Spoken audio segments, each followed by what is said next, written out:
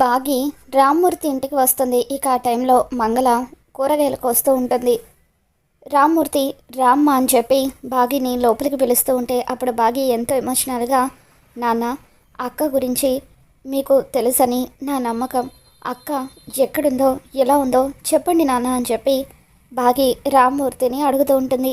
రామ్మూర్తికి ఏం చెప్పాలో అర్థం కాక బాధగా అలా చూస్తూ ఉండిపోతాడు.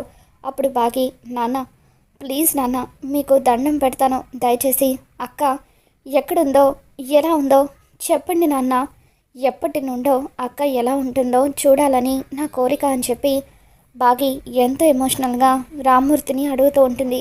ఇక అప్పుడే బాగికి గోడ మీద ఒక ఫోటో కనిపిస్తుంది.